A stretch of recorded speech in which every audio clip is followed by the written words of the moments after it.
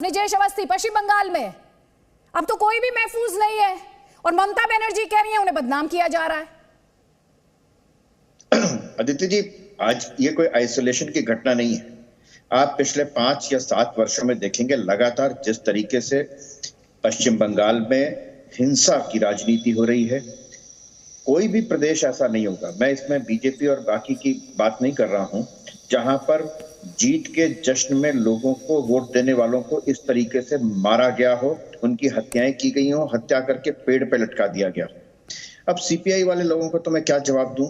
ये न 3 में न 13 में इन्होंने कहा कि बाकी प्रदेशों में ऐसा कर रही है। आज हम जिस पे पश्चिम बंगाल में कर रहे हैं, जिसके बारे में न सिर्फ राजनीतिक दल बल्कि वहां की हाईकोर्ट तक इस बात पर संज्ञान ले चुकी है, बार बार फटकार लगा चुकी है। मैं एक बात अदिति जी आपसे कहूंगा कि अगर ये मान लीजिए किसी भाजपा शासित प्रदेश में होता तो कल संसद के गांधी जी की मूर्ति के सामने ये सारे दल वहां पर ब्लैक मुंह पर काली पट्टी लगा के बैठते। इनको ये हिंसा नजर नहीं आती, अब इनको लोकतंत्र खतरे में नजर नहीं आता। अब ये वहां पे राष्ट्रपति शासन की मांग नहीं करेंगे, शिवसेना तक नहीं बोल रही है। हैरत की बात देखिए। माफी के साथ रोक रही हूं, वापस से आपको फ्लोर दे दूंगी। बीरभूम हिंसा पर शुभेंदु अधिकारी का स्टेटमेंट है, वो ये कह रहे हैं एनआईए और सीबीआई द्वारा जांच होनी चाहिए। दरअसल बंगाल में राष्ट्रपति शासन की मांग, जो कि बीजेपी पहले से ही कह रही है, आखिरी उम्मीद वो बता रहे हैं। कह रहे हैं केंद्र की दखलंदाजी बहुत ज्यादा जरूरी है, केंद्र को इस मामले में दखल देना होगा। शुभेंदु अधिकारी कह रहे हैं यूपी में दरअसल बीजेपी की जीत से ममता बनर्जी बौखला गई, ये शुभेंदु अधिकारी कह रहे हैं। स्टेट गवर्नमेंट का विंग्स है। खुद चीफ मिनिस्टर सरकार को बचाने के लिए जो बात कर रहा है, जो हम लोग एमएलए लोग को खिलाफ भी जो बोल रहा है, लैंगचा खेते खेते बंगाली में, ये बहुत अनएथिकल टॉक है। ये देखिए सब में बीजेपी का भूत उसकी दिमाग में चढ़ रही है।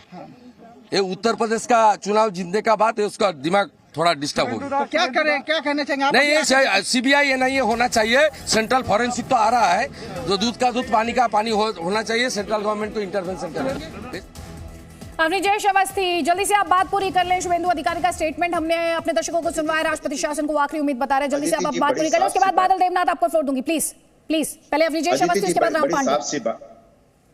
आदित्य जी, बड़ी साफ सी बात है, जिस संवेदनशीलता के साथ आज बात करनी चाहिए थी ना सुधाकर रेड्डी ने और ना बादल देवनाथ ने तो कहा कि मोदी जी ने 15 लाख देने को कहा था, वो नहीं दिया। मुझे नहीं समझ में आता कि 15 लाख देने का वादा किया था, नहीं दिया तो इसलिए लोगों के घरों को जला देंगे, उनमें लोगों को मार देंगे। आप क्या मतलब कहां से कहां ले जाते हैं ये लोग, इसका कोई अंदाजा नहीं है। मैं देश की जनता, आपके दर्शकों से कहता हूं कि संवेदनशीलता की जरूरत है और अफर्मेटिव एक्शन की जरूरत है।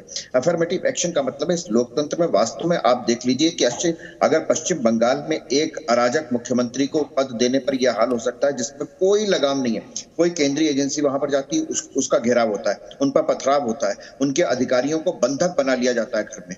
ये हालत हो गई है वहां पर।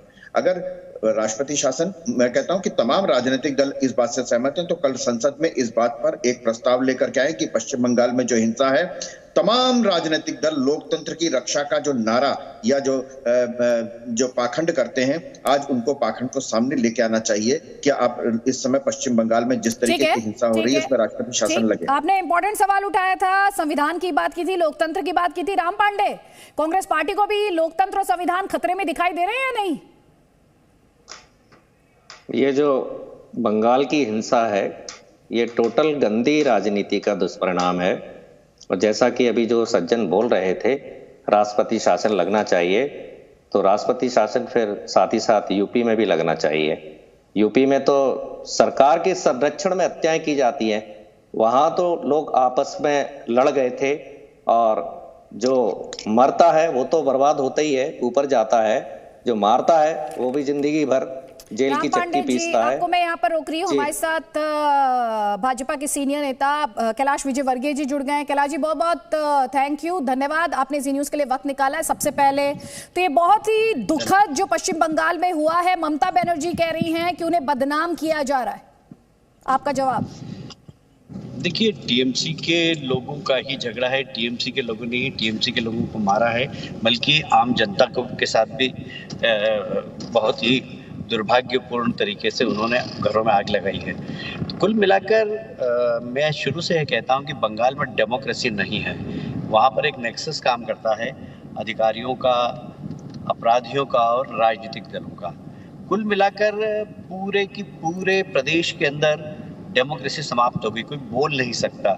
इवन मैं तो सीधी बात कर रहा हूं कि आपके चैनल के भी स्थानीय लोग सही न्यूज़ नहीं दिखा सकते वहां पर, नहीं तो उनका रहना मुश्किल हो जाए। तो एक तरीके से वहां पर अराजकता है पूरे प्रदेश के अंदर।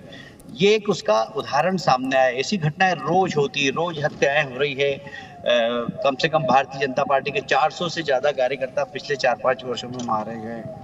और ऐसा नहीं कि भारतीय जनता पार्टी के, सीपीएम के भी मारे गए हैं, कांग्रेस के भी मारे गए। हिंसा का पर्यायवाची हो गया है बंगाल।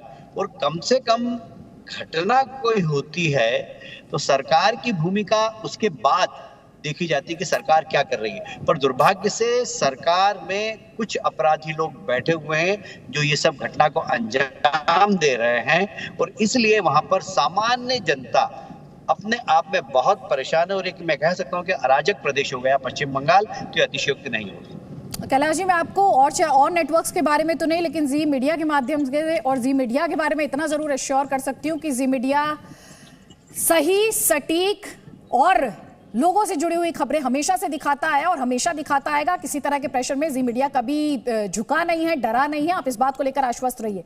ममता बनर्जी ये कह रही हैं कि बिहार, उत्तर प्रदेश, राजस्थान और गुजरात में भी तो इस तरह की घटनाएं होती हैं। वो ये सवाल पूछ रही हैं। मैंने कहा ना कि घटना कहीं पर भी हो सकती है, पर उसके बाद सरकार की भूमिका क्या है ये महत्वपूर्ण होती है। यहाँ सरकार की भूमिका ये है कि कोई सी भी घटना हो, एसआईटी गठित हो जाती है। एसआईटी वही रिपोर्ट देती है जो टीएमसी कार्यालय से उन्हें दी जाती है, और वह एसआईटी रिपोर्ट आप देख लीजिए, जितनी भी घटनाएं हुई है, अपराधियों को संरक्षण दिया गया। एसआईटी की रिपोर्ट में कभी भी अपराधियों तक पहुंची ही नहीं वो, और इसलिए एसआईटी एक नाटक है। यदि किसी भी राज्य एजेंसी से आप जांच कराएंगे तो आपको परिणाम नहीं मिल पाएंगे, क्योंकि सारी राज्य एजेंसियां टीएमसी के कार्यालय से चलती है। और इसलिए बहुत जरूरी है कि वहां पर कोई केंद्रीय एजेंसी जांच करे, सीबीआई जांच करे, तब जाकर सही तथ्य सामने आएंगे। कैलाश जी, आपको लगता है कि राष्ट्रपति शासन ही आखिरी उम्मीद बची है? जैसे कि वहां पर शुभेंदु अधिकारी थोड़ी देर पहले उनके द्वारा कहा गया, केंद्रीय एजेंसी द्वारा जांच की बात आप भी कर रहे हैं, और वो कहते हैं कि राष्ट्रपति शासन ही आखिरी उम्मीद है। देखिए, अगर इस प्रकार की घटनाओं की पुनरावृत्ति होती रहेगी तो निश्चित रूप से गवर्नर साहब यदि रिपोर्ट देंगे तो विचार किया जा सकता है। पर हम हमेशा कभी भी राष्ट्रपति शासन के पक्षधर नहीं रहे हैं। हम चुनी हुई सरकार को पूरे समय काम करने देना चाहते हैं। पर इस प्रकार की घटनाएं होती है तो निश्चित रूप से एक चिंता का विषय है।